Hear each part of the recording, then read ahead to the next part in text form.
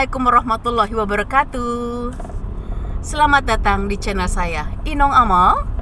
Kali ini perilaku organisasi mengenai value. Apakah itu value? Bagaimana kita bisa mendapatkan value yang positif? Jangan lupa lihat video ini dengan tuntas, ya. Kemudian komen yang positif, lalu subscribe yang belum subscribe, ya. Sampai jumpa.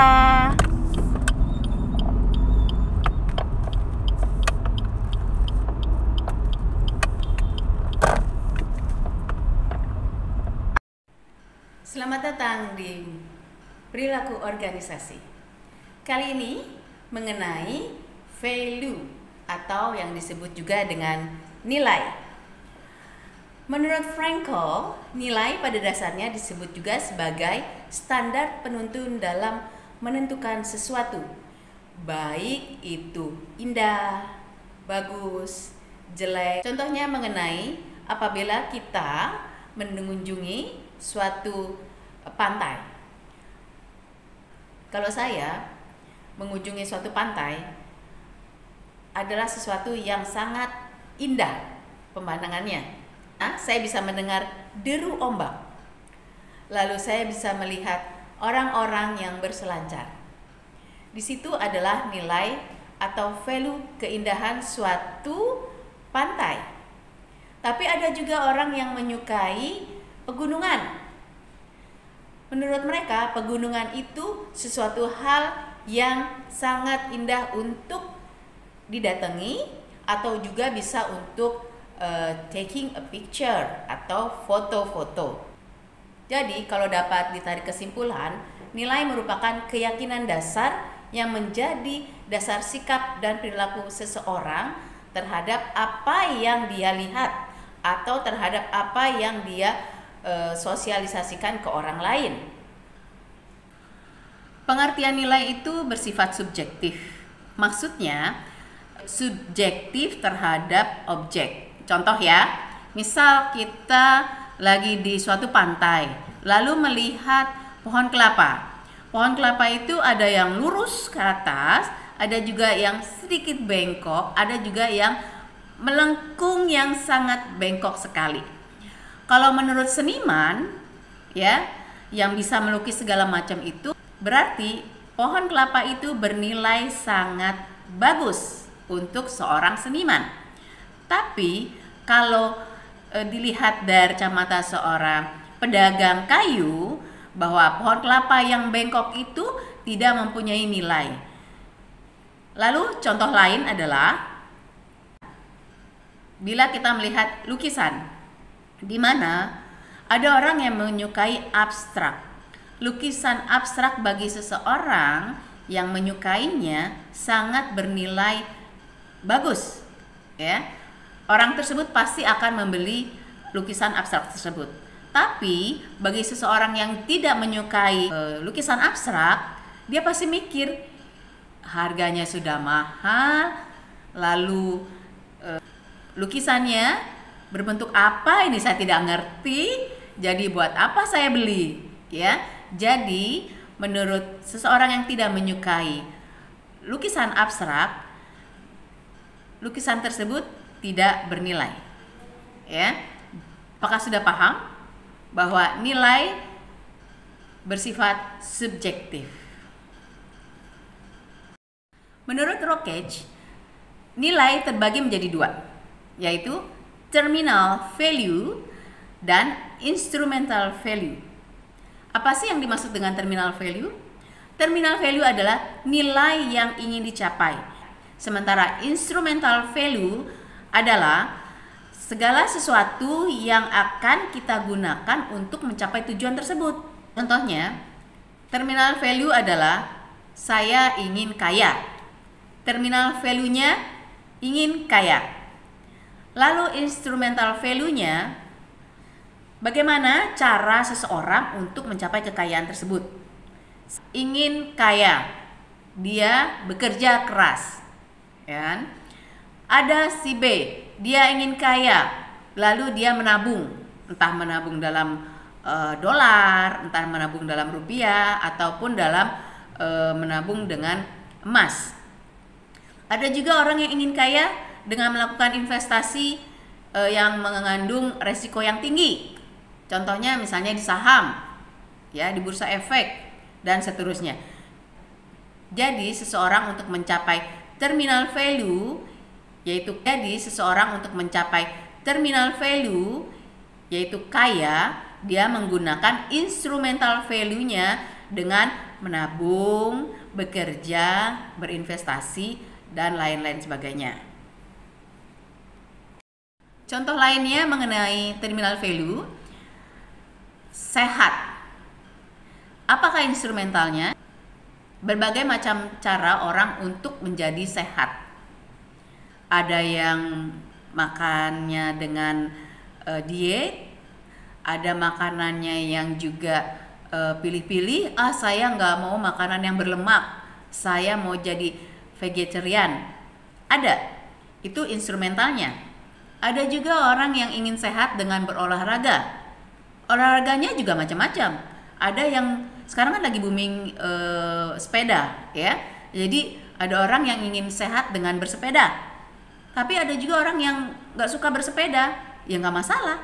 Instrumentalnya olahraga berenang, jogging, ataupun hanya naik turun tangga di tempat kerjanya, itu juga sudah merupakan instrumental untuk mencapai terminal value-nya, yaitu sehat. Jadi sudah paham ya mengenai terminal value maupun instrumental value. 3 value yang wajib dimiliki oleh semua orang. Pertama adalah kejujuran. Kejujuran merupakan nilai yang terpenting dan modal pertama kali untuk bersosialisasi dengan semua makhluk hidup. Ya, selain dia harus jujur dengan diri sendiri, juga harus jujur dalam bersosialisasi dengan orang lain. Kejujuran ini didapatkan pertama kali dari keluarga. Jadi keluarga merupakan hal yang terpenting untuk menanamkan rasa kejujuran si anak tersebut menjelang dewasa. Ya, kejujuran itu merupakan modal si anak untuk mencapai suatu tujuan dan mencapai suatu kesuksesan. Contoh, misalnya seseorang tidak jujur dalam hal bekerja. Apalagi kalau dia bekerja memegang hal-hal yang penting, contohnya uang, ya kan? Kalau nggak jujur kan dia ujung-ujungnya bisa cheating atau korupsi, ya kan? Kedua adalah tanggung jawab. Tanggung jawab merupakan nilai yang terpenting dalam kehidupan kita. Apabila contohnya dalam pekerjaan, ya, apabila kita diberikan tanggung jawab untuk menyelesaikan pekerjaan tersebut dalam waktu seminggu, kita harus bertanggung jawab bahwa pekerjaan yang kita lakukan itu memang harus selesai dalam seminggu. Kalau perlu sebelum deadline-nya kita sudah selesai melakukan pekerjaan tersebut. Karena tanggung jawab merupakan hal yang harus kita lakukan untuk mencapai suatu tujuan, hingga teman-teman sekitar atau pimpinan kita menjadi percaya dengan apa yang kita lakukan. Bila seseorang lari dari tanggung jawab, maka untuk kedepannya tidak akan diberikan kepercayaannya lagi oleh teman kerjanya atau pimpinannya. Tanggung jawab itu bukan hanya suatu keseriusan dalam melakukan suatu pekerjaan, tapi bertanggung jawab juga dalam bersosialisasi sangat dibutuhkan. Contohnya misalnya ada seorang pria, anggaplah namanya Andi, lalu mengajak teman wanitanya, anggaplah namanya Amalia, untuk pergi ke ulang tahun. Lalu si Andi ini minta izin ke orang tuanya dan diizinkan. Hanya saja harus pulang sekitar jam 9 malam. Andi ini harus bertanggung jawab dengan apa yang sudah dia janjikan ke orang tuanya, bahwa Amalia ini akan sampai ke rumah sebelum pukul 9. Nah, itu adalah tanggung jawab dalam hal sesuatu yang bersosialisasi. Sehingga si orang tuanya ini percaya dengan Andi. Jadi besok-besok kalau Andi mengajak temannya lagi, orang tua ini mengizinkan. Nah, lalu bagaimana bila tidak bertanggung jawab? Contohnya misalnya si Andi ini melanggar janjinya, ya, akhirnya dia datang jam 12 malam. Apa yang terjadi? Karena dia tidak bertanggung jawab dengan janjinya itu, pasti orang tuanya tidak percaya lagi. Orang tua Amalia ini tidak akan memberikan izin lagi untuk pergi besok-besok, mau ulang tahun kayak mau ada acara kampus atau di sekolahnya, tidak akan diberikan karena tanggung jawabnya itu sudah dilanggar. Yang ketiga, mengenai peduli. Zaman sekarang ini kepedulian sudah mulai berkurang. Ya. Peduli itu kita harus punya di diri kita sendiri. Ya.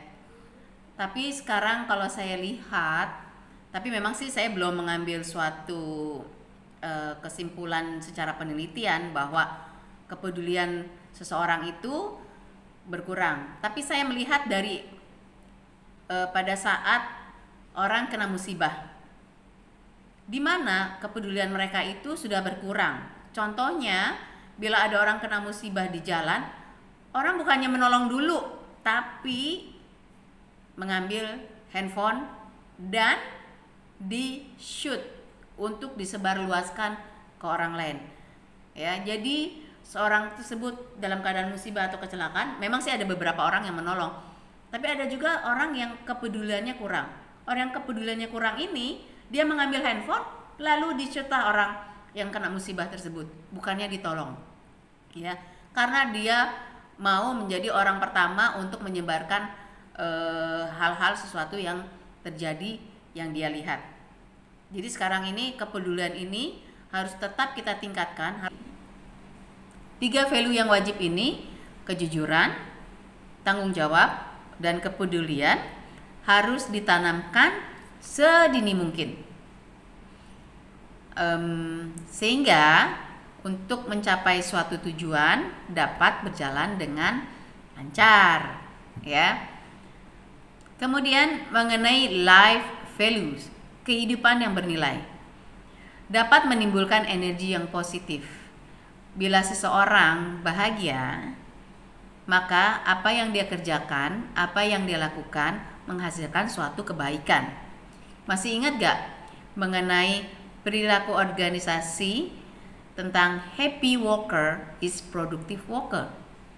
Ya, bila seseorang bahagia dalam bekerja, maka akan menghasilkan produktivitas yang bagus. Oleh sebab itu kita harus mempunyai nilai pada diri sendiri dan orang lain untuk mencapai suatu tujuan. Baiklah, materi value sampai di sini. Bila ada yang ingin ditanyakan, silakan memberikan komen. Sampai ketemu lagi dengan seri perilaku organisasi dengan subjek-subjek yang berbeda. Terima kasih sudah melihat video ini. Semoga semakin paham dan kita bisa dapat menanamkan value untuk diri kita sendiri kepada orang lain. Sampai jumpa di materi selanjutnya.